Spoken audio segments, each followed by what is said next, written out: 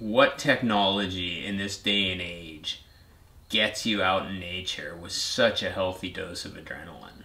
And that's been my mission, making the Crank films, doing the Ski Freak Radical, just trying to live an amazing life where adventure was key. But, you know, adventure in nature, the fact that you can go out and be at the top of a mountain, you can hang out with big trees, you can rip through the forest like no being has ever ripped through the forest again. It's kind of like sci-fi movie, but it's real. It's here. It's you know, it's so much better than an energy drink or watching a movie. It's like, or doing like video games or virtual reality, or all that stuff is like super entertaining. But here it's you, the machine, and nature, and it's kind of a trifecta of amazingness that you get to just harness all of that with this technology, and it just makes you feel amazing.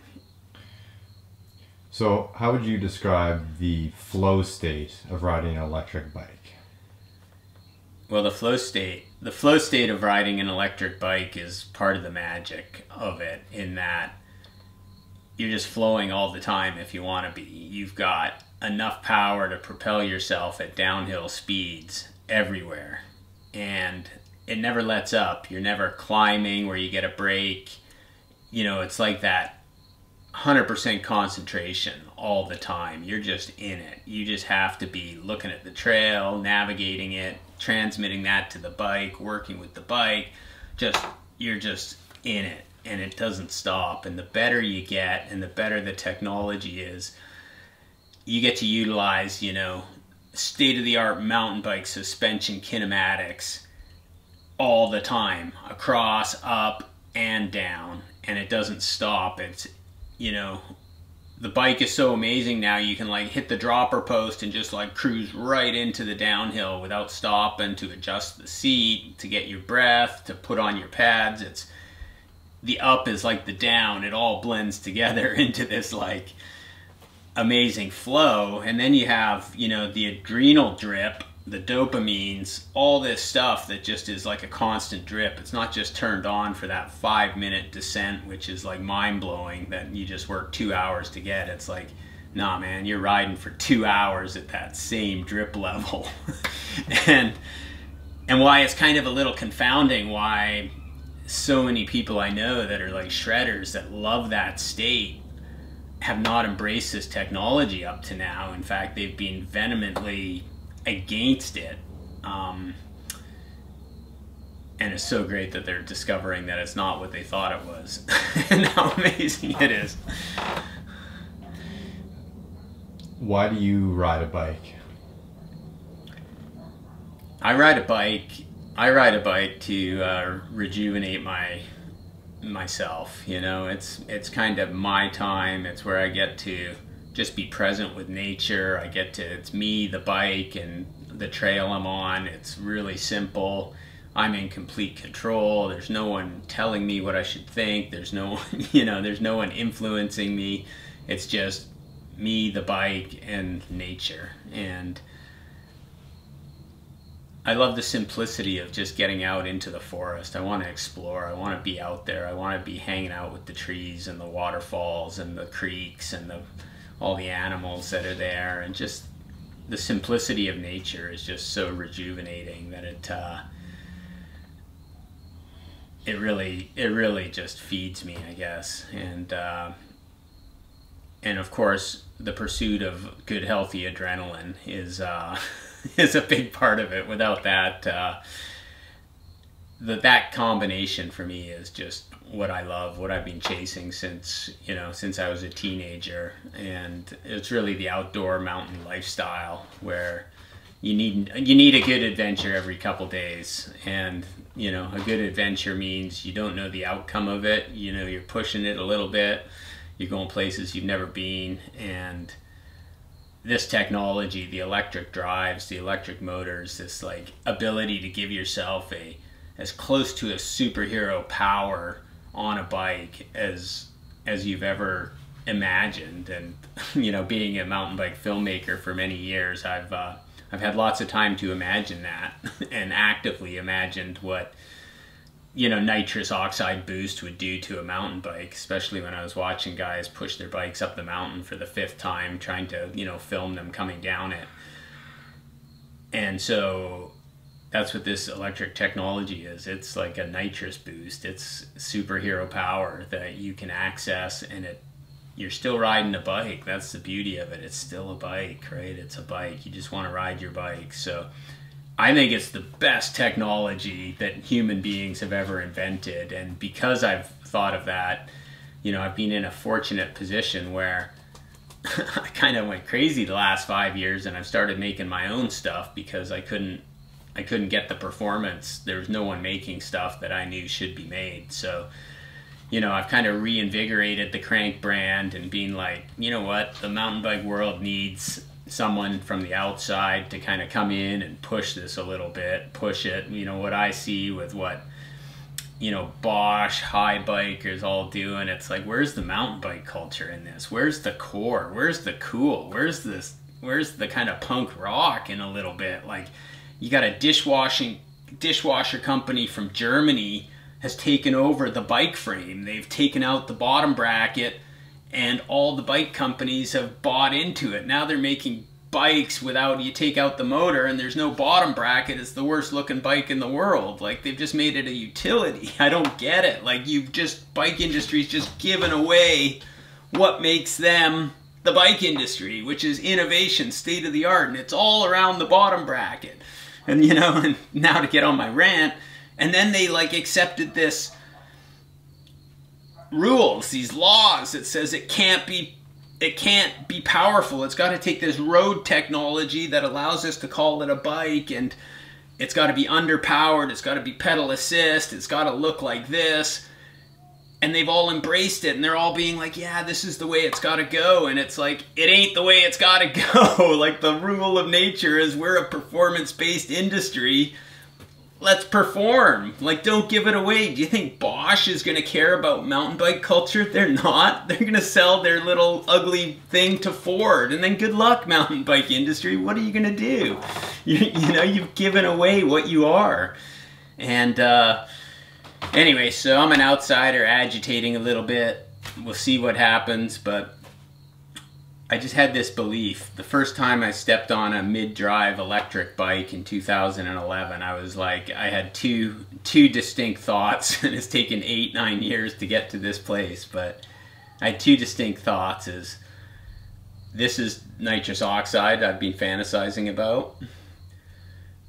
And the second one was, I gotta make a film about this. This is 10x free ride. Like, this is crazy cool. This has potential. This is nuts. And of course, back then you just have these thoughts, and here I am, like, you know, close to 9 years later, getting close to making a film.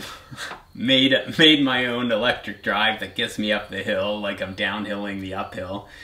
And yeah, and here we go. The real journey begins.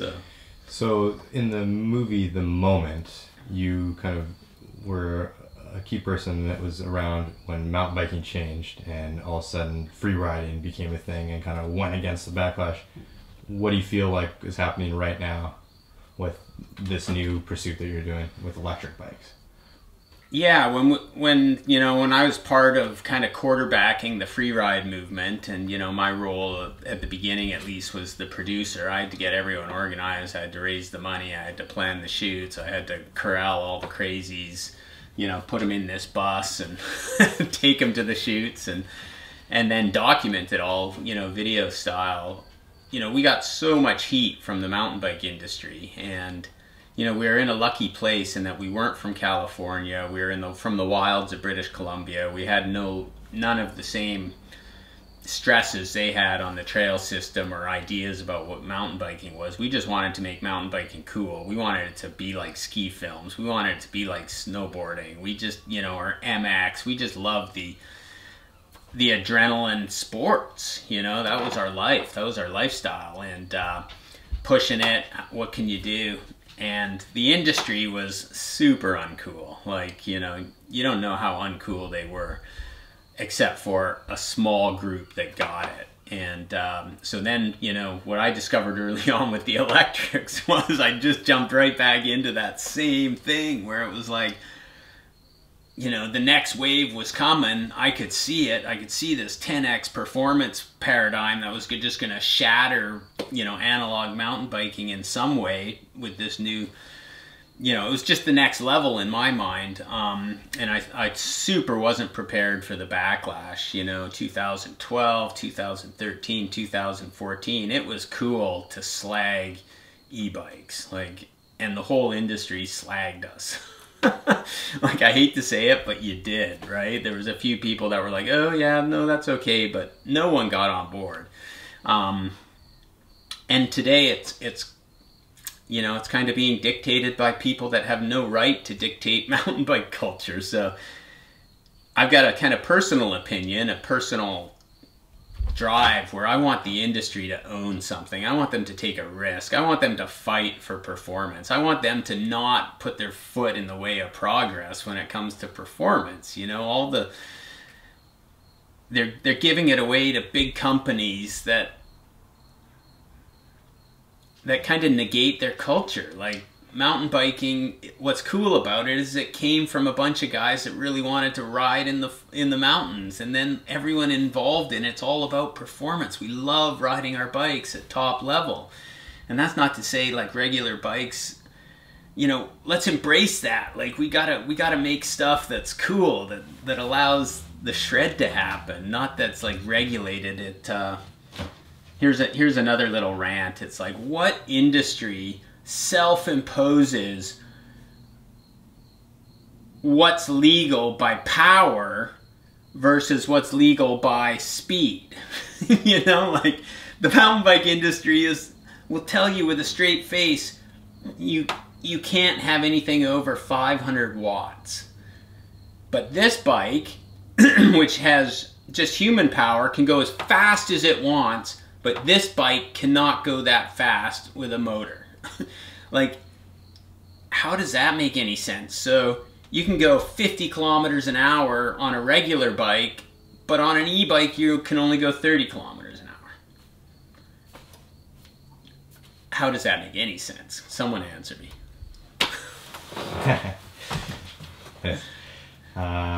You got me, Chad. Yeah, okay, this is good. You're doing good. How would you describe your style as an entrepreneur, a creative? You've been doing this for a long time, Bjorn. Like, what is your style? What's unique about you? What's different about you than anyone else? What's unique about me? What's different about me?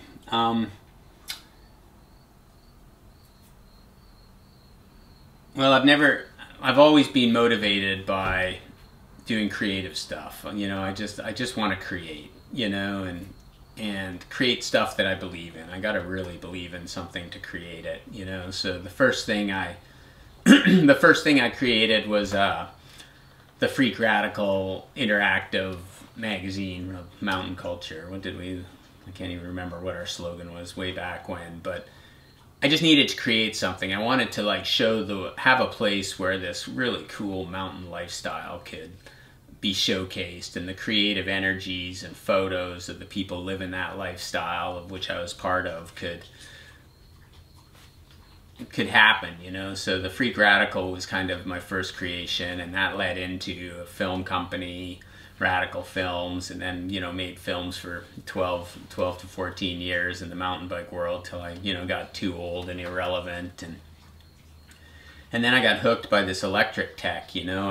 I had a branding deal, and, you know, making cheap bikes for mass market. It was hard to get excited about that, but when I discovered this electric stuff, I mean, it's almost like, I guess I was searching, and it kind of saved me. It saved me from middle-age decay, which is a terrible thing to say, but I mean, I was going down that path, right? My priorities weren't myself, they were my family, trying to earn enough money to pay for everything, and, you know, riding was one day a week for a few hours. It was like, you know, kind of terrible looking back, and now with it, it's like, you know, on a good week, I ride over 100K, right? It's like 100 kilometers of off-road riding at pace.